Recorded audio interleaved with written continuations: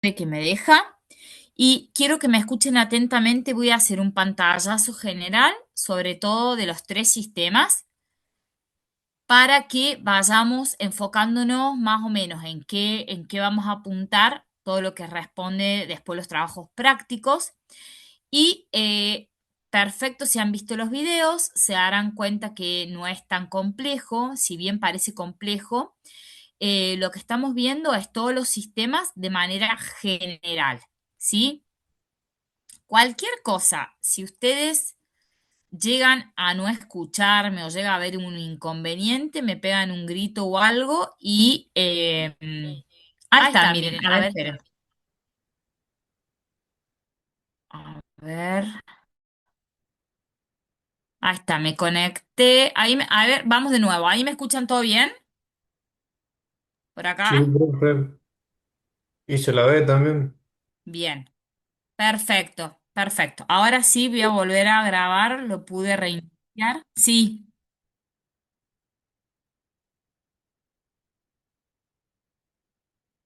alguien me dijo, profe, ¿pasó algo? No, Creo no, que profe. dijeron Ahora voy a que se compartir. ve Ok, bien. perfecto. Yo calculo que ahí voy a estar bien. Ahora se ve lo compartido. Sí, Sí, ahí se profe, ve. ahora sí. Sí, se ve. Genial. Bueno, Ahora se avanzamos. ve. Avancemos así, así se van a tiempo. Bueno, unidad 3. Sistema nervioso. Lo más importante que tenemos que saber acá es la clasificación y algunas ideas generales que les va a servir tener un conocimiento general de obviamente el sistema nervioso, justamente por lo que ustedes ya saben o deberían entender de por qué es importante conocer algunas partes del cuerpo humano para entender obviamente respuestas respecto a qué, a su rol profesional, ¿sí? Entonces, sin ir más lejos, cuando hablamos de sistema nervioso, la clasificación general se entiende por sistema nervioso central, sistema nervioso periférico, sistema nervioso autónomo. Cuando hablamos de sistema nervioso central, ¿sí? Acá lo más importante es saber que está integrado por la médula espinal y por el encéfalo, ¿sí? Esas son las dos partes que incluyen al sistema nervioso central. Si yo lo tengo en el dibujo, vamos a ver que está el encéfalo y toda la médula espinal a lo largo de la columna vertebral. Eso tiene que ver con el sistema nervioso central. ¿De qué está encargado el sistema nervioso central? De las emociones, de las ideas, de la memoria, de la integración, digamos, como la computadora del cuerpo. Y la médula espinal, luego, es la que va a conducir los impulsos nerviosos al resto del cuerpo. Bien, entonces, el eje central de nuestro sistema nervioso es el sistema nervioso central. Es el regulador esencial de todo el cuerpo porque va a regular directa e indirectamente a todos los órganos del cuerpo. Recibe información de todo el cuerpo y tiene la capacidad de interpretarla. También la puede comparar con otra información que ya tiene almacenada, puede tomar decisiones, tener sus propias conclusiones y enviarlas al lugar preciso. Ahí en el dibujito vemos más o menos cuáles son las partes del sistema nervioso central. Como dijimos, las dos cosas principales que yo tengo que saber acá son encéfalo y médula espinal. ¿Sí? Bien.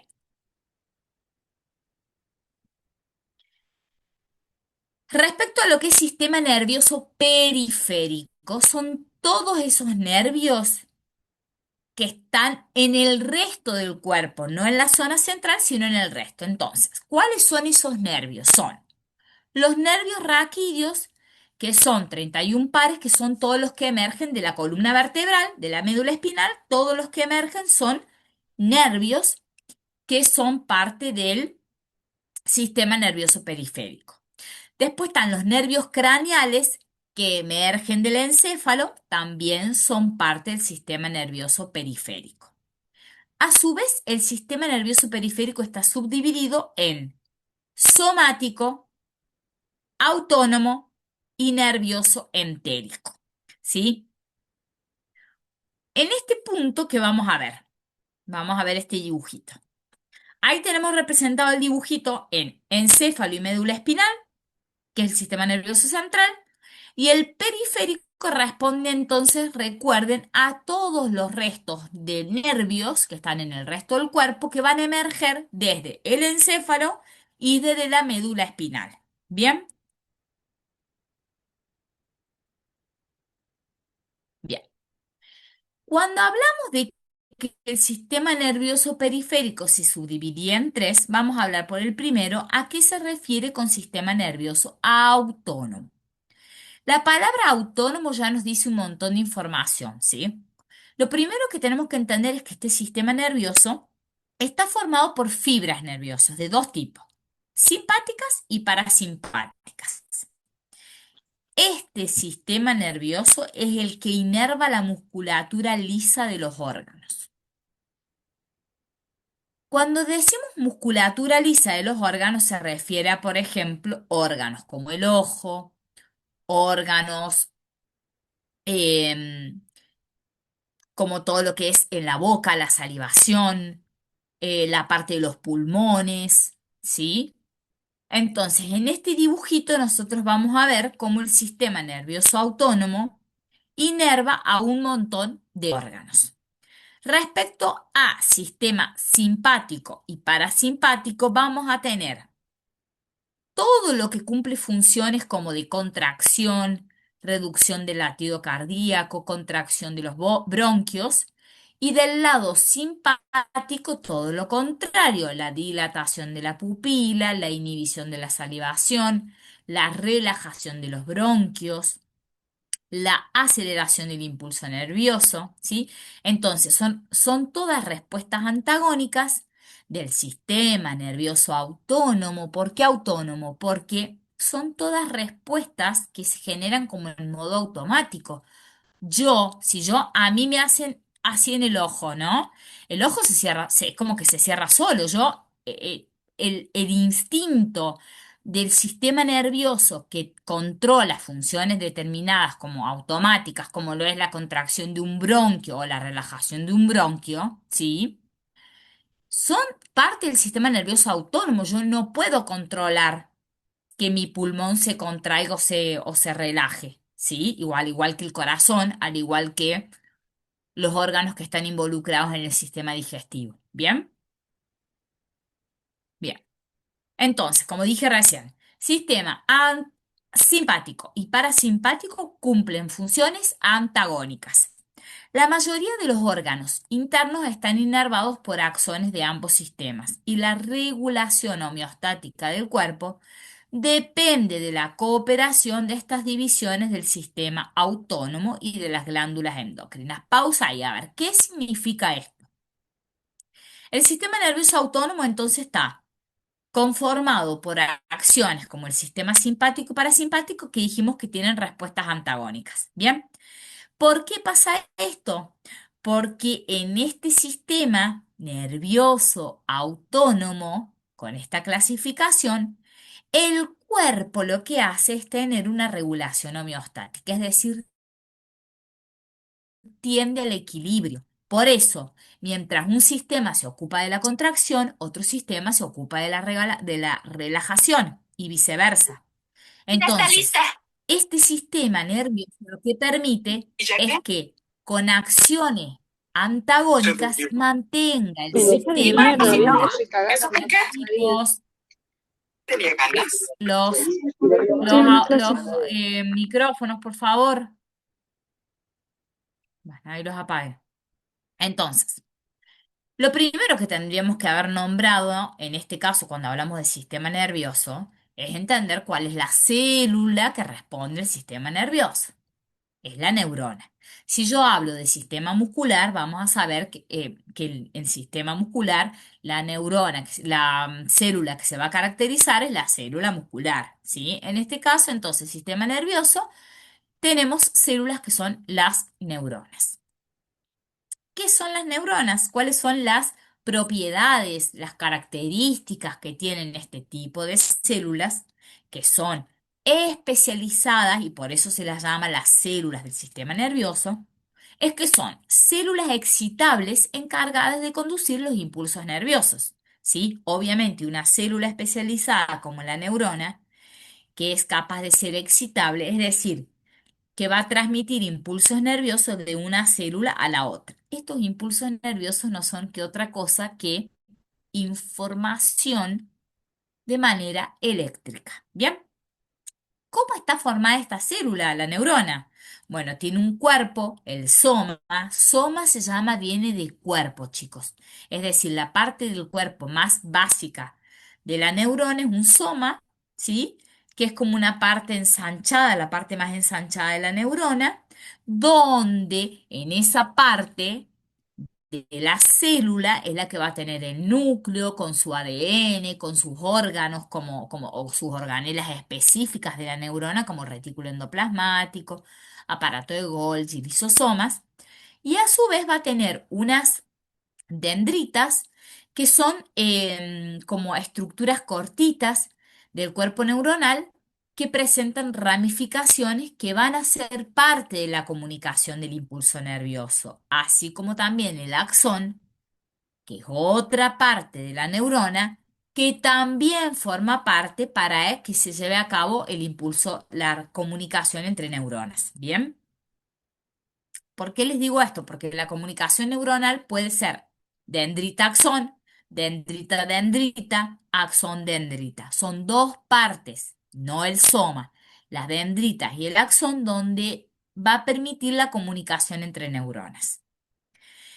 Respecto a la clasificación de las neuronas, vamos a tener cuatro tipos: sensoriales, interneuronas, neuronas de proyección y neuronas motoras.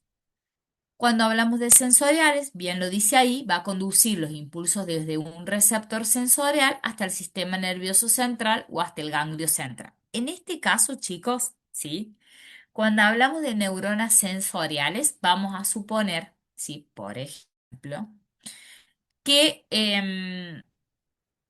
tenemos un receptor sensorial de temperatura, por ejemplo, en los dedos. Entonces, si yo toco algo caliente, ¿qué pasa? Mi arco reflejo saca la mano porque me estoy quemando la mano. Bueno, las neuronas, todo el cuerpo está lleno, estamos inervados, ¿sí? Nuestro sistema nervioso está en todo el cuerpo. Entonces vamos a tener ciertos tipos de neuronas. De hecho, por ejemplo, se dice hoy en día con las investigaciones científicas más actualizadas, que de repente tenemos más neuronas en nuestros intestinos, por eso la alimentación ayuda un montón a tener un cerebro saludable, porque en los intestinos tenemos una gran cantidad de neuronas a comparación del cerebro. Y por eso este famoso concepto del intestino es el segundo cerebro, y en realidad está casi en discusión y se dice en muchas publicaciones científicas que en realidad es más grande la cantidad de neuronas que hay en el intestino que en el cerebro. Por eso muchas veces, y esto lo traigo a colación para que lo sepan, muchas veces se dice que trastornos de ansiedad, de depresión, de insomnio, de todos malestares emocionales o psicológicos que tenemos algunas personas, se solucionarían con una muy buena alimentación. Paréntesis y seguimos con la clasificación. Respecto a las interneuronas, son otro tipo de neuronas que intervienen en la transmisión de señales de una neurona a otra dentro de una región local del sistema nervioso central. Entonces, ¿cuáles son esas interneuronas? Si yo digo sistema nervioso central, repaso en mi cabeza y sé que es en el encéfalo y en la médula espinal. Bien. Después, cuando tenemos neuronas de proyección, tenemos que es la transmisión de señales entre regiones diferentes del sistema nervioso central. Otra vez, sistema nervioso central. Y después, neuronas motoras son las que conducen los impulsos nerviosos desde, no como el sensorial, que es sensorial al sistema nervioso central. En este caso, las motoras es al revés.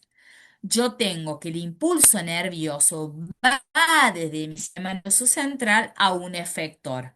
Entonces, por ejemplo, ¿cuáles son las neuronas motoras? Son en el momento en que yo estoy diciendo que voy a agarrar una gorra, y la gorra, como la agarré. a través de la respuesta de una neurona motora, de donde yo pensé y ese impulso nervioso lleva a que el músculo de mi mano agarre la gorra. ¿Vamos hasta ahí? ¿Me siguen? Bien. Sí, pues. Ahí van a ver un dibujito que son cómo se pueden encontrar este tipo de neuronas. Eso grande que ven ahí con el circulito todo pintado con celeste es el soma.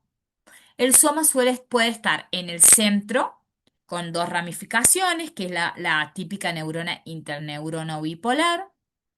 Puede estar como salida del centro, como la unipolar, donde las neuronas se tienen esa forma, como la motoneurona, la neurona motora, que es la multipolar, que es el cuerpo somático y la prolongación del axón, o células piramidales. Es decir, tienen varios tipos de formas dependiendo en dónde estén. Si están en el ojo, si están en el encéfalo, si están en el intestino, etcétera. ¿Bien? Bien. Bueno, acá sigue hablando de lo mismo. Recalca acá que el tema de las neuronas motoras están localizadas en la médula espinal porque pueden recibir señales de neuronas de proyección o de otras neuronas. Y las cuatro tipos de neuronas frecuentemente están interconectadas con los arcos reflejos. ¿Qué quiere decir esto? Que cuando hablo de arco reflejo, chicos, es el típico reflejo, como les dije, todos tenemos el reflejo de si yo me quemo la mano, tengo el reflejo de sacar la mano. ¿O vieron cuando les hacen el golpecito en la rodilla? En el médico que les golpeó la rodilla y hacen ¡tuc! Con la pierna. Bueno, ese arco reflejo, que es la respuesta a em, a una señal o Estímulo, a una, mejor dicho, ¿cómo? a un estímulo puede ser. Eso, a un estímulo, me sacaste la palabra de la boca exactamente. Cuando hay un estímulo determinado, como puede ser el golpe en la rodilla, o de repente te quemaste la mano o te pinchaste, cuando hay un estímulo, esa respuesta, que es una respuesta sensorial respecto, se genera un arco reflejo. ¿Por qué? Porque el arco reflejo involucra desde el estímulo hasta todas las neuronas que va a pasar hasta que llega al cerebro y rápidamente vos no pensaste en realidad en sacar la mano. Fue tan rápida la respuesta que sacaste la mano o en la parte del cuerpo que responde. ¿Bien? A eso se le llama arco reflejo y dice las cuatro tipos de neuronas están involucradas en esa respuesta que llamamos arco reflejo. Bien. Cuando hablamos de organización del sistema nervioso, decimos que está organizado para detectar cambios en el medio interno, es decir, todo lo que pasa dentro del cuerpo, si hay una desregulación o algo, el sistema nervioso va a responder o va a reaccionar. Pero también de todo lo externo, cambio de temperatura, cambio de clima, estrés. No solamente estamos hablando de cosas físicas, chicos, ¿sí? Todo lo que nos repercute en el medio exterior va a alterar o desregular o estimular de manera positiva o negativa a nuestro sistema nervioso. Bien, las neuronas son capaces de iniciar y de conducir los famosos, las famosas señales que son los impulsos nerviosos. Por eso es que dijimos que qué características tienen las neuronas: conductibilidad y excitabilidad. Bien, acá aclara, ¿sí? Uy, me dice que tengo una conexión inestable, pero bueno, cualquier cosa me avisan. Acá dice, aclara que qué es el impulso nervioso en sí. Es una onda de oscilación eléctrica. Recuerden que lo que estamos hablando en sistema nervioso son señales eléctricas, es información eléctrica que recorre la membrana plasmática de las neuronas. Cuando se aplica a una neurona un estímulo, se va a desencadenar un potencial de acción permitiendo la transmisión del estímulo. Bien, acá vuelve a mencionar lo que es el arco reflejo. de cuando está formado por dos neuronas, una sensorial y otra motora. Después, de repente, habla de lo que es la sinapsis en sí, que es digamos, la señal entre neurona y neurona. Eso es la sinapsis. O entre neurona y una estructura no neuronal, como por ejemplo músculo, glándula. Eso se llama sinapsis.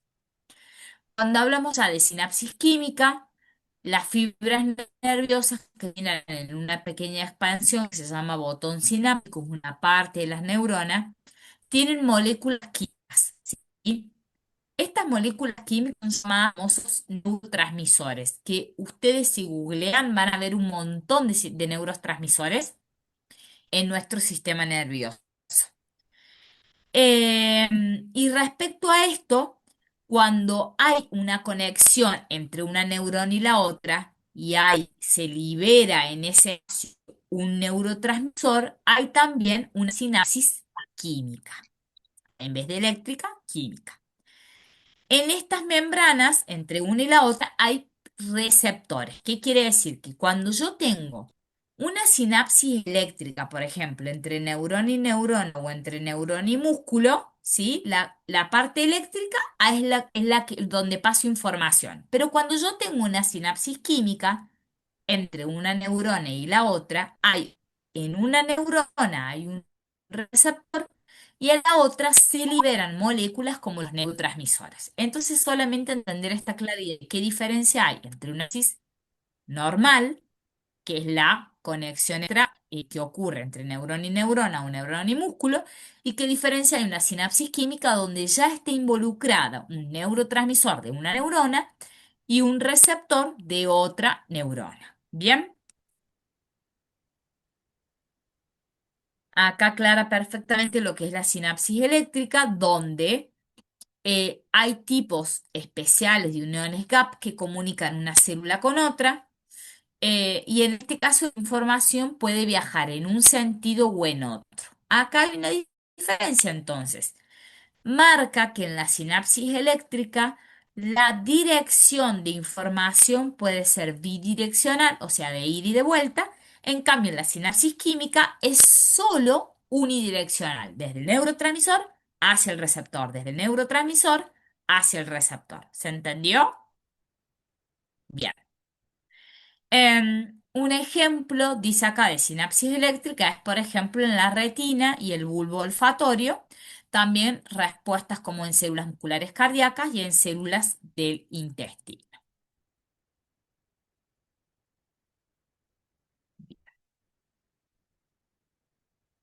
Creo que ahí termina. A ver, si está nervioso. Sí. Bueno, ¿vamos bien hasta ahí?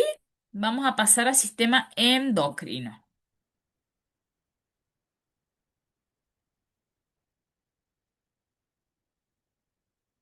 Perfecto.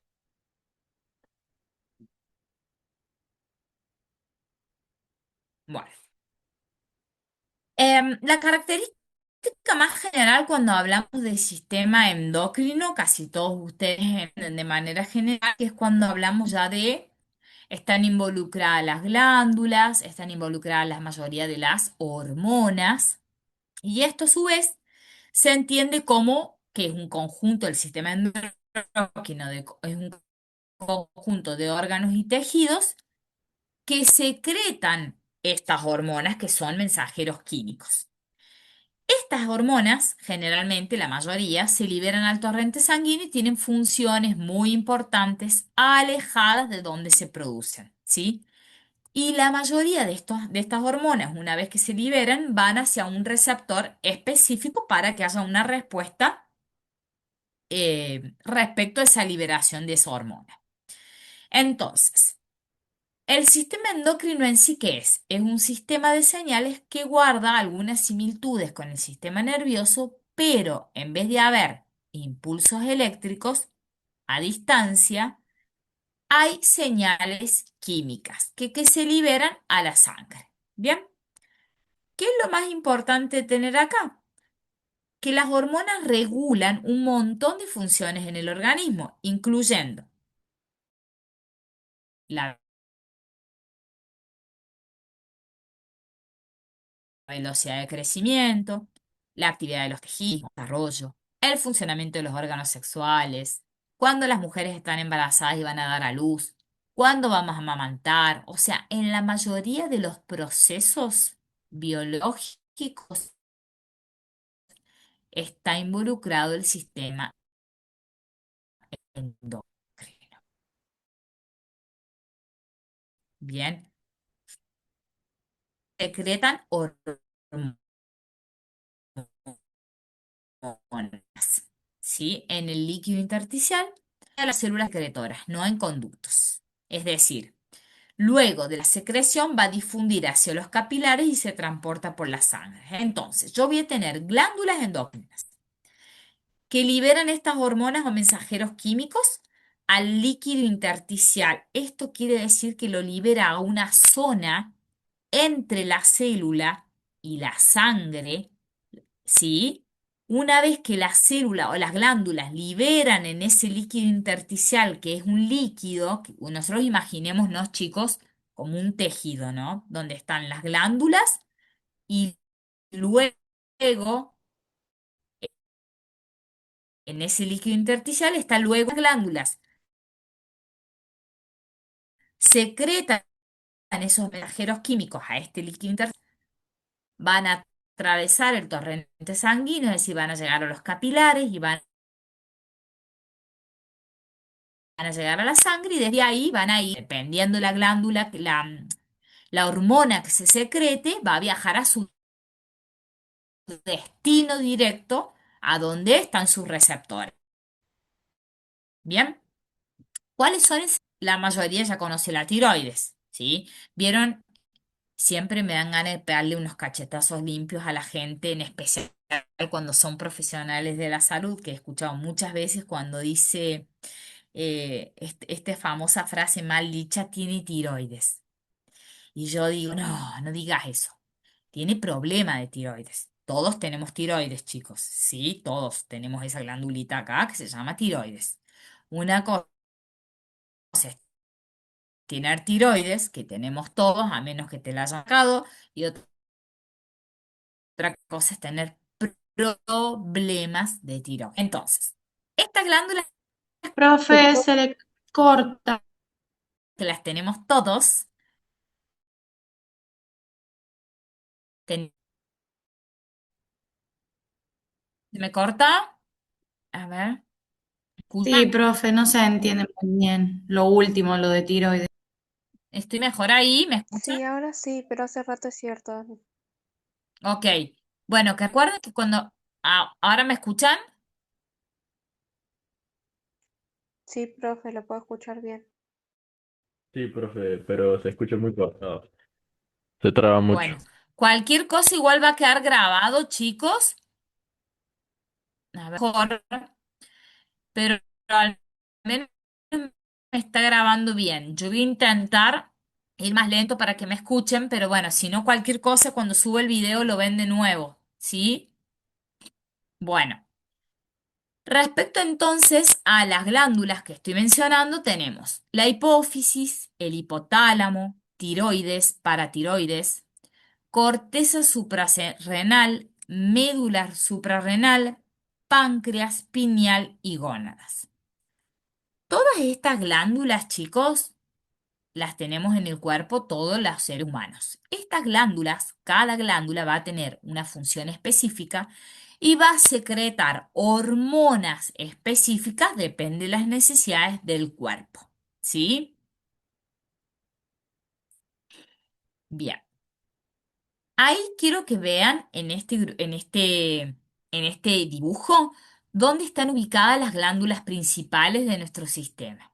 ¿Sí? Tenemos dentro del cerebro la hipófisis, todo lo que es tiroide y paratiroides en la zona del cuello, el timo, que está más cerca del esternón. Después tenemos, si bien ven los órganos de los riñones, el páncreas, tenemos las glándulas suprarrenales, la del páncreas, la de los ovarios en las mujeres y la de los testículos en los hombres. Bien, Todas estas glándulas están obviamente para secretar hormonas específicas, para que todas estas hormonas cumplan funciones específicas dentro del cuerpo. Bien, que como ya dijimos, se van a difundir al torrente sanguíneo hasta llegar a sus receptores específicos. Chicos, este dato no es menor. La mayoría de los receptores, ya sean de hormonas o de lo que sea, son estructuras proteicas en su mayor de veces. Siempre que yo escucho receptor, la palabra receptor de señales, la mayoría son estructuras proteicas, ¿bien? Que están en una célula diana. Eso también es un concepto que quiere decir que cuando algo viaja hasta una célula, esta célula se llama célula diana. La célula diana es la que siempre tiene el receptor, ¿sí? Entonces, en este caso, la hormona viaja siempre hasta una célula diana, donde está el receptor específico para funcionar ahí. ¿Bien? Respecto a las hormonas locales, actúan sobre células vecinas o sobre la misma célula que secretó sin pasar al torrente sanguíneo. Esta acción se llama secreción parácrina. Y hay algunas hormonas que actúan de esta manera, como por ejemplo, hormonas que tienen que ver con cambios en la membrana plasmática, es decir, cambios en la célula. Otras que estimulan transporte intra o extracelular, alteraciones metabólicas o respecto a la contracción del músculo liso cardíaco. Es decir, son las hormonas que tienen esta función no viajan por el torrente sanguíneo, es decir, actúan en la zona donde se secretan. ¿Bien?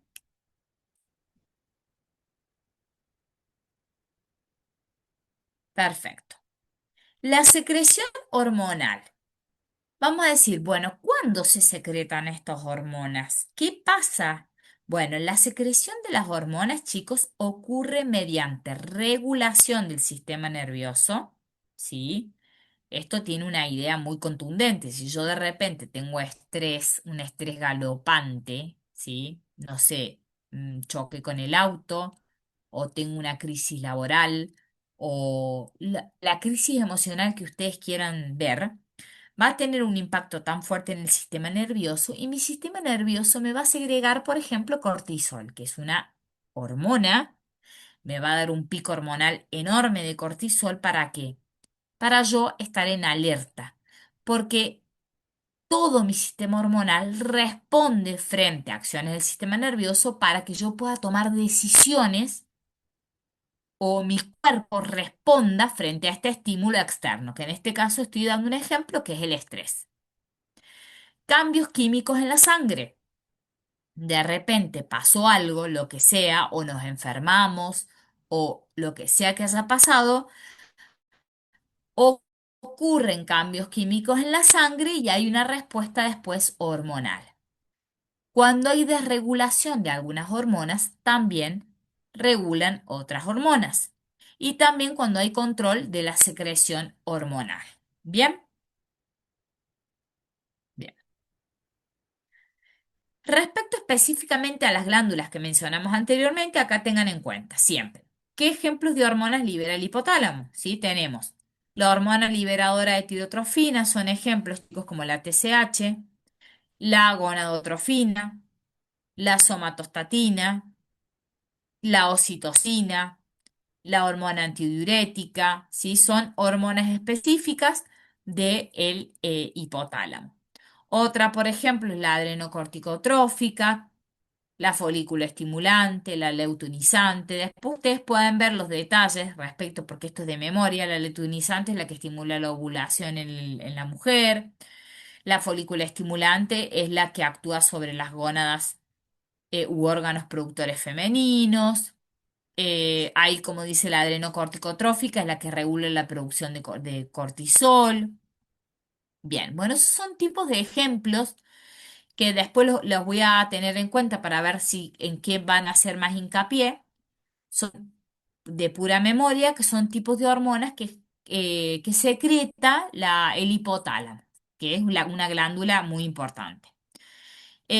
Bueno, otra hormona que es la vasopresina. Bueno, ejemplos, chicos. Otro ejemplo que mencionamos anteriormente era la glándula tiroidea, que libera la tirosina, la calcitonina, la mayoría, bueno, la calcitonina, el nombre lo dice, participa en el metabolismo del calcio, la tirosina en otras actividades metabólicas. La paratiroides, que por ejemplo secreta la hormona paratiroidea, que estimula la liberación del calcio en hueso. La glándula suprarrenal, que ya dijimos, en el dibujito lo vieron, que está arriba de los riñones, y tienen varias funciones. Y además también la glándula suprarrenal actúa en la liberación de hormonas como el cortisol y la aldosterona. De repente otra glándula que se acuerdan que vimos, que es la del páncreas, estimula una hormona muy importante como la insulina, que está involucrada en metabolismo, también en el metabolismo. De hecho, cuando hay síndromes metabólicos, esta hormona suele estar muy alterada.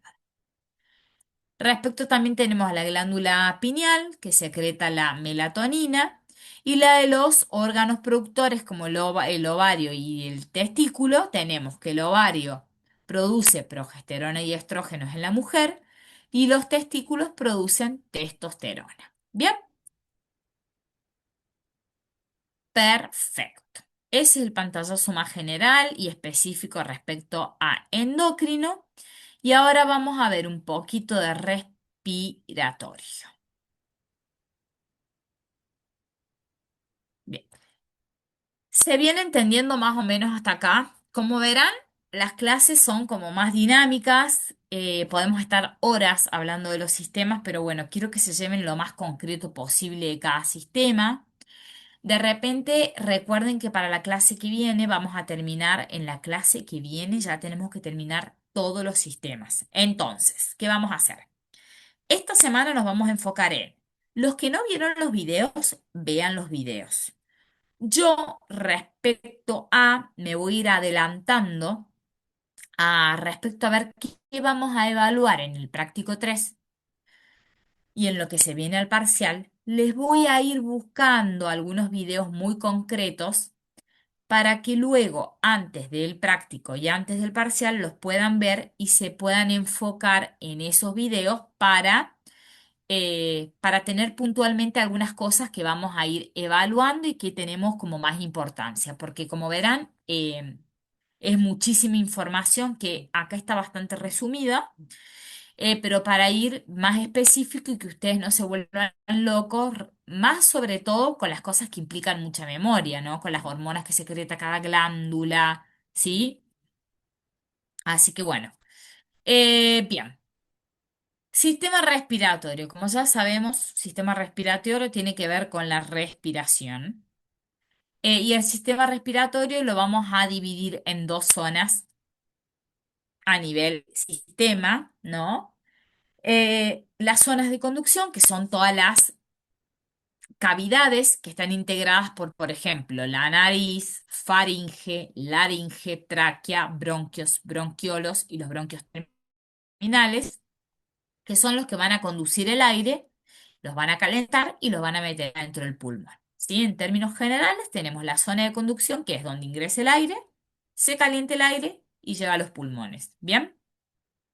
Una vez que tenemos la zona de conducción, que es como la parte más externa del sistema respiratorio, es lo que yo puedo ver, después vamos a tener la zona respiratoria, que es la que está constituida, acá muy importante, por ya tejido pulmonar, ¿sí? Porque recuerden que el aire entró al pulmón, y luego va a estar el tejido pulmonar, donde se lleva a cabo ¿qué? El intercambio gaseoso, que acá es muy importante que sepan esto, entre el aire que está dentro del pulmón y la sangre a dónde se va a ir.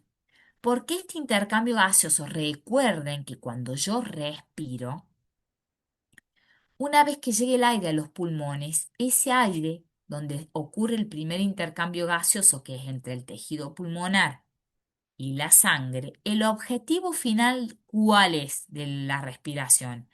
Es que el oxígeno que me fue al torrente sanguíneo entre a dónde? A cada célula del cuerpo, porque recuerden que yo no soy solamente la que respira la persona.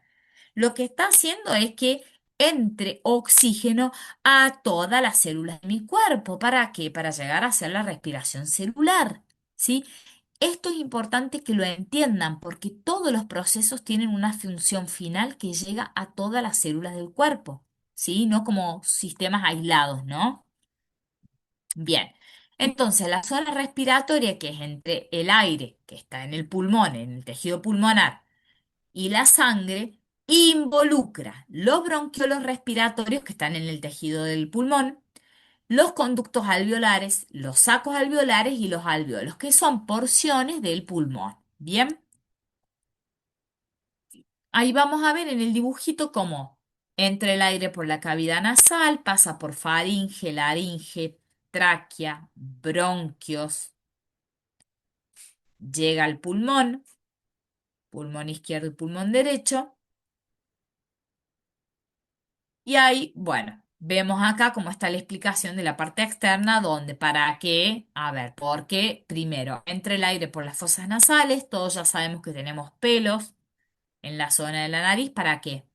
Son como un filtro de ese aire que entra. Primero que no solamente es un filtro, sino que nos permite que el aire entre más caliente. Por eso siempre un médico va a recomendar no respiren por la boca, porque en la boca no tengo filtro como en la nariz y además el aire entra más frío que en la nariz, ¿sí? Por eso la zona alta o la primer zona de la respiración tiene que la función de filtrar el aire,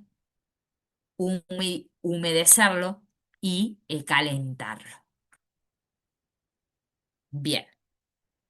Ahí dice, la fosa nasal es una región externa por un soporte óseo cartilaginoso, una capa muscular y un revestimiento externo de piel llamada, tengo un mosquito acá, bueno, perdón, apagué la cámara. A ver qué pasó, se me apagó la cámara. Ahí está. Todo por matar un mosquito, chicos, pero bueno, era un asesino.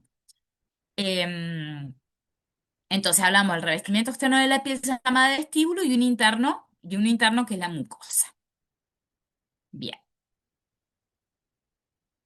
En la parte inferior ya dijimos, bueno, hay dos, las famosas orificios se llaman narinas. ¿Qué características tienen la nariz? Bueno, tiene bifrisas, glándulas sebáceas, responsables, como dije recién, del calentamiento, la humificación y la filtración del aire que ingresa por la nariz. Luego tenemos por encima de la boca, que es en realidad como acá atrás, tenemos la cavidad nasal que está separada por un tabique. Bueno, esas son cosas más como anatómicas del sistema del sistema respiratorio, los cornetes nasales, y bueno, obviamente sabemos que por la nariz, uno de los sentidos que está desarrollado a través de la nariz es el olfato. Bueno, ahí van a ver el dibujito. Luego tenemos la faringe, que es una estructura de tubo. Por la cual recordemos que la faringe, además de tener comunicación con la nariz, tiene comunicación con la boca y tiene comunicación con los oídos, ¿sí? Y obviamente la faringe va hacia el esófago y hacia la laringe. Bien, bien. ¿Qué es lo más importante de la laringe en este sistema? Es un órgano que está en la parte media anterior del cuello y que presenta cartílagos y que una parte importante de este órgano, que es un cartílago que se llama la epiglotis, tiene una función muy importante y muy específica que participa en el cierre de la vía respiratoria cuando yo voy a tragar. Siempre que yo hago deglución y trago, se cierra la epiglotis. ¿Para qué? Para que la comida no vaya para el sistema respiratorio. Vieron que cuando nos ahogamos, pasó de repente que pasó un alimento y la epiglotis no se cerró y me ahogo. Por eso tengo el reflejo de la tos para sacarlo del lugar equivocado, porque si yo me pasa que me broncoaspiro, va a pasar eso que debería pasar por el sistema digestivo, se va a ir a los pulmones y problema tremendo. Entonces, para eso sirve la epiglotis, para cerrar por medio de la deglución y que los líquidos o la comida no vayan a la tráquea, que es parte del sistema respiratorio ya. ¿Bien? Bien, en la laringe también se encuentran las cuerdas vocales. Y ya cuando pasamos a la tráquea, ya tenemos que es un conducto cartilaginoso, que ya sí la tráquea, sí, es ya un órgano específico del respiratorio. Como verán, los otros órganos o las otras partes, como la laringe, la faringe y todo lo que está arriba de la tráquea, se comparten con el sistema digestivo, ¿sí? Se comparten. Ya cuando hablamos de tráquea, ya es más específica solamente el sistema respiratorio. La tráquea, bien, continúa a la laringe y termina por debajo bifurcándose en los bronquios, que son dos bronquios porque va a terminar en dos pulmones. Ahí vemos el dibujito y ya llegamos a los dos órganos. ¿Cuáles son los órganos principales del sistema respiratorio? Los pulmones. Son dos, izquierdo y derecho. Están limitados por las costillas. Esto es importante, están envueltos en un tejido que se llama pleura, en las hojas pleurales, donde hay un líquido que se llama surfactante pulmonar, que es necesario para evitar el colapso y la fricción pulmonar. Los pulmones se dividen en lóbulos izquierdo. El izquierdo está dividido por dos lóbulos y el derecho está dividido por tres. Estas características de cada pulmón tienen que ver por el espacio en donde están. Porque el pulmón izquierdo, si ustedes se miran a ustedes, el pulmón izquierdo está del lado del corazón. Por eso tiene solo los dos lóbulos. Es decir, el pulmón izquierdo es más chiquito que el pulmón derecho. ¿Bien?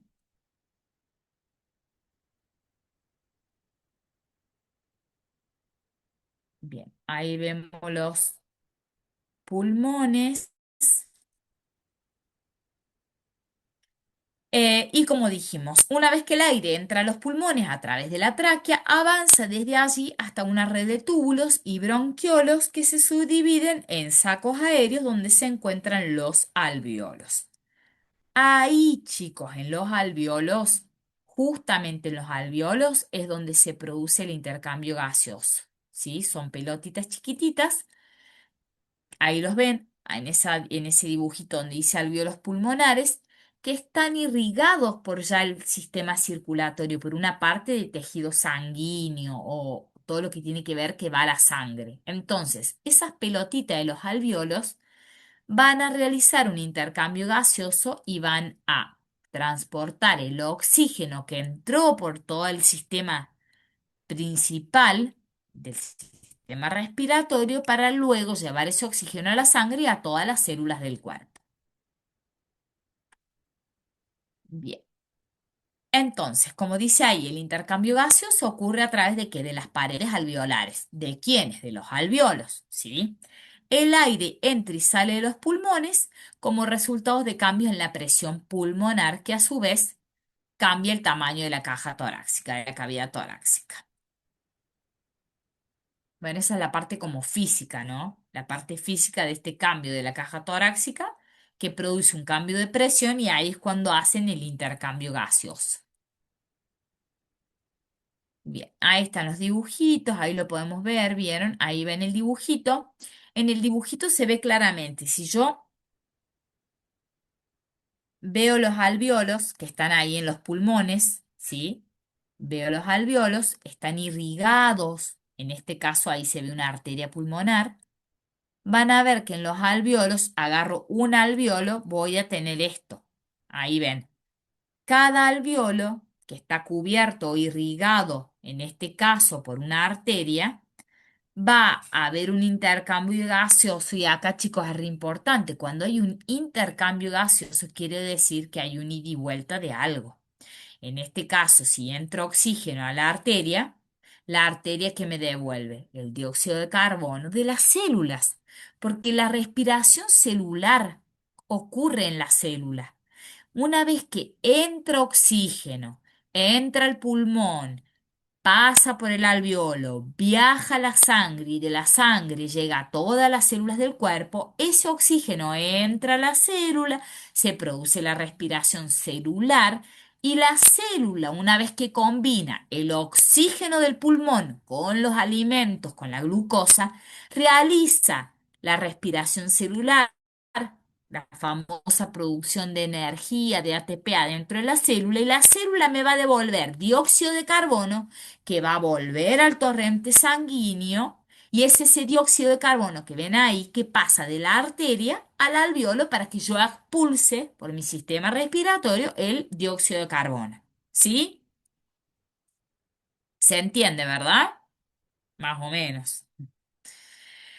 Bueno, eh, mm, por minuto dice que respiramos más o menos 17 veces, dependiendo lo lento o rápido que respire cada uno, e introducimos normalmente medio litro de aire. El número de inspiraciones dependerá del ejercicio que tengamos, de la actividad diaria, de la edad, de la capacidad pulmonar de una persona. Ah, y la capacidad pulmonar de una persona es de 5 litros de aire. Y supuestamente la cantidad de aire que se puede renovar en una inspiración forzada se llama capacidad vital, que suele ser de 3,5 litros.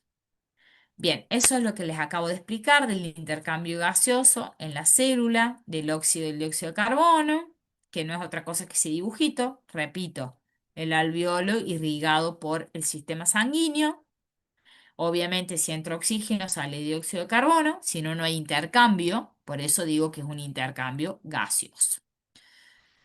Bueno, hemos cumplido con la hora como siempre, más o menos en término, no quiero que se abrumen con más información hasta hoy, más o menos ha quedado claro en términos generales el panorama de lo que son los tres sistemas. Vamos, quédense tranquilos que vamos a ir trabajando y vamos a ir madurando. Yo les voy a mandar videos, traten de ablandar un poquito estas ideas. Lo más importante que entiendan son, por ejemplo, a ver qué tipos de células participan en cada sistema. Cuando hablamos de hormona, ¿qué es una hormona? Cuando hablamos de glándulas, ¿qué es una glándula? ¿Qué secreta? ¿Qué es una neurona? Maribel, me estás levantando la mano, dime.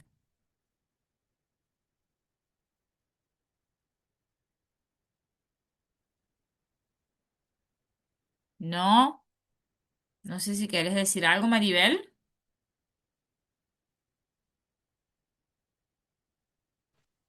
Hola, profe, ¿me escucha?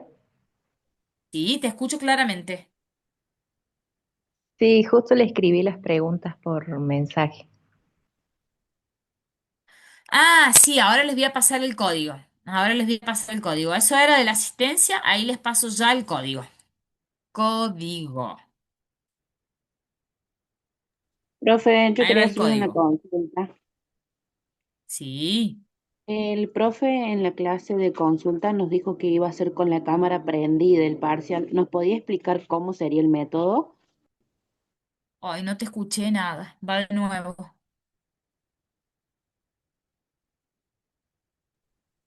El profe en la clase de Sí, consulta nos dijo que el sí. parcial iba a ser con la cámara prendida. Queríamos saber cómo sería el método de cámara prendida, como somos tantos. Sí, no sé. Mira, entiendo, lo único que me han dicho, que lo voy a consultar, chicos. Lo único